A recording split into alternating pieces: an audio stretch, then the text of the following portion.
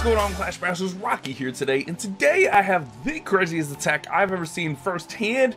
It was amazing. Crazy 10v11 where one bowler, oh, you'll have to see it, one bowler was so clutch on this attack, and it just worked out so well. And we're going to talk about the last BA war, the CWL Rising Playoffs. We're going to check that out. So let's go ahead and hop into this amazing 10v11 attack real quick, guys. Alright guys, before we get into this replay, make sure you subscribe and turn on those notifications. So let's go ahead and check this out. New one's going to come in with the balloons are going to come in and get cloned. Check this out to start the attack. So balloons are going to come in, get cloned, and they're actually going to take out the eagle, and then we're going to see a stoned bowler attack. And this attack just works out really well. So we see that haste right into the clone spell right there. Tons of balloons, and he's actually going to end up getting the eagle out with all these balloons. That is going to be huge to start this attack. To get the eagle out that fast is quite a feat, to be honest. And he also gets almost 10% just from that little entry right there of the balloons, the clone spell, the haste. And we got a wizard right there just helping out just a little bit. Then we're going to see the bowlers start to come in with the golems and everything else, so we'll kind of see that here in a second. But I just thought that was really cool use of the haste spell and the clone spell to get that eagle out in just a really quick hurry there. Getting the eagle out at the beginning of the attack is huge. So here we see the bowlers and golems start to come in. Golem's going to be used obviously to tank. The bowlers are just going to come in and start to funnel out the sides, start to chisel away. This Inferno actually becomes a huge problem. Keep an eye on this Inferno. Nothing wants to take this Inferno out in this attack, and it actually ends up wasting a lot of troops, getting rid of a lot of troops here, because nothing wants to take that stupid Inferno out. Oh, it was such a tough thing to see. We see a Lava Hound balloon coming out of the clan castle, no big deal there. Poisoning the balloon, and then the Lava Hound, the queen's going to end up working on that Lava Hound, unfortunately, but eventually we see that golem go over there and start to work on the Inferno. But man, that Inferno just wrecked all the bowlers in this attack. It wasn't looking great, to be honest. I mean, the queen has to deal with these Lava Hounds that just popped. We just lost 2 bowlers. Like, what is going on here? This attack was looking so good, and then now it's looking really sketchy. Still got the queen ability. Queen might be able to get towards the town hall. We see those little skellies right there, the little Larrys on the ground holding up the queen, and the queen is going to target the clan castle and then go over and target the wizard tower. So she doesn't go in towards the town hall. But guys, hold on, we still have the legend of the last bowler, the most amazing bowler ever. There's a minute left, and this bowler is stuck skipping his rock on this wall, which is perfect. If he goes in there, he's probably going to get fried by the warden. If you see there, the warden's range will fry him, or even the Inferno. So he's kind of stuck there on the wall, but it's perfect. It's going to work out so well that this one bowler is just going to skip that rock over and over and over and get that town hall to clutch this 2-star. The 10v11 2-star coming in clutch on this attack. I had to share this one with you guys. I was like, holy crap, that one, we have to record it. There's no way we can't record that attack. And we got 20 seconds left. We were all watching this really suspensefully. There was a minute left. It's like, is he gonna get it? And I think he gets it with like 3 or 4 seconds left. But holy crap, the most clutch bowler ever on a 10v11. That wall, shout out to that wall for being so strong. And there we go, town hall's gonna fall down, and the bowler's just like, hey man, I did my job. I got the town hall. So that was a nice 10v11 attempt there. Unfortunately, kind of struggled on the rest of the 10v11s, but let's go ahead and check out this war, guys. So unfortunately, Black Apple loses by 0.17%. Such a tough loss, man. I hate to see it, but you know, things happen, unfortunately. GG to Coastal Clash over there. We struggled on the 10v11s. We left two Town Hall 11s with 1 stars, and that ended up hurting us quite a bit. Let's go ahead and check out the stats from this war. So if we kind of look at the stats here, we already know about the score and the percent. It was rough. It was a 3-11-16 breakdown, meaning 3 Town Hall 11s, 11 Town Hall 10s, 16 Town Hall 9s. We got 2 10v10 we got 2 10v10 3-stars, so that's huge. They only got 1, so we went 2 for 9 on that. They went 1 for 10. 9v9s, we actually had to have a Town Hall 10 dip on a 9. We got 15 out of 29. They had 16 out of 20. They came out really hot on the Town Hall 9 attacks, Coastal Clash did. So shout out to their squad for doing that. Good job, guys. Good job. Really, it just sucks for us. We went perfect on our dips, 6 for 6 on the 11v10s. They went 5 for 6, and that actually helped out quite a bit.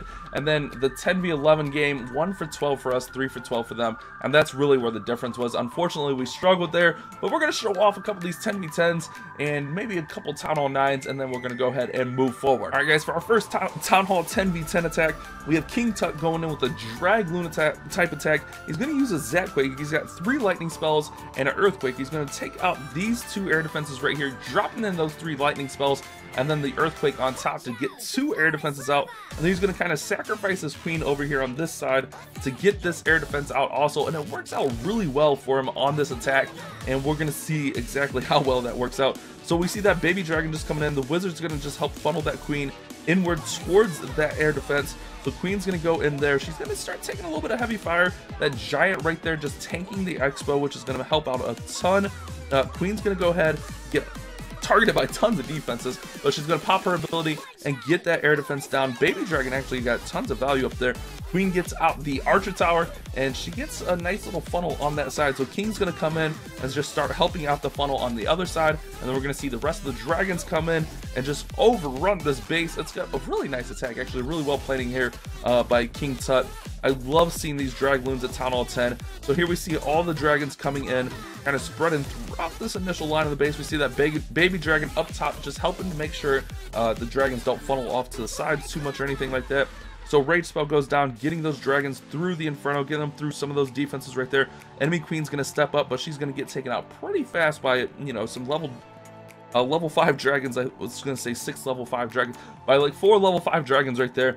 And they just do a really good job getting through this base. Like I said, really nice plan here by King Tut to get the dragons into the base, get them throughout the base, and that having 3 air defenses out early helps out a ton. We're going to see those balloons come in and start working towards that last air defense right there. And once that last air defense goes down, that's just going to help out so much for getting this 3-star. So there we go. We see the balloons just working down. They get that air defense down. Dragons are just working through. Another archer tower falls. There's not too many point defenses that can actually take out these dragons. He's still got 4 balloons, which is going to help out on the backside here because we have 2 Teslas and an archer tower. Those can actually hurt the dragons quite a bit. Only 3 dragons left with the baby. But having those balloons in there is going to help out a ton to help make sure those dragons are going to stay up and stay alive. So we see a minion coming in, just going in there to get obliterated. But dragons just working throughout the base, and this attack is going to go really well. Like I said, I love the plan on this one by King Tut. The Dragloon is really strong at Town Hall 10. So once the dragons kind of come in range of those defenses, he's going to go ahead and bring in those balloons. We see the 2 Teslas right there, balloons just working in.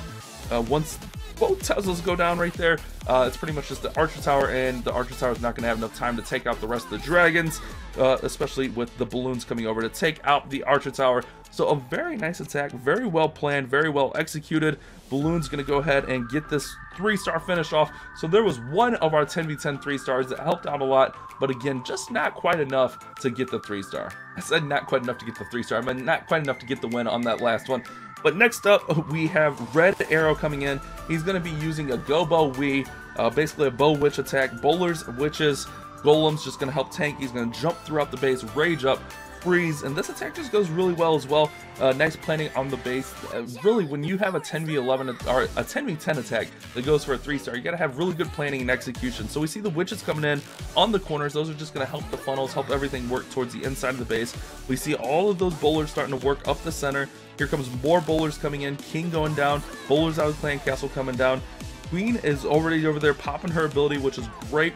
We see the rage spell just getting those bowlers up into the interior of that base. There was a golem that came out of the clan castle, so that held everything up just a little bit. Freeze spell onto that second inferno, which is going to help these bowlers get over there, get that inferno taken out. That way it doesn't, you know, melt them right away. So King's still working strong. We still got tons of witches on either side, and that's really the key to success here. We got witches on either side. We got a huge kill squad. It almost looks like a Town Hall 9 witch slap, but it just goes really well on this attack. So shout out to Red Arrow here for the well planned out attack, well executed attack, and getting a 3-star here. Again, 10v10s, man. This was really nice to see, but man, we struggled on those 10v11s and it hurt us in the end. Unfortunately, getting knocked out of the playoffs. It sucks seeing our season end here, but you know, things happen. We had a really good run over here in Black Apple. I'm proud to be part of this this clan family, whether I'm just doing media or whether I'm warring with them.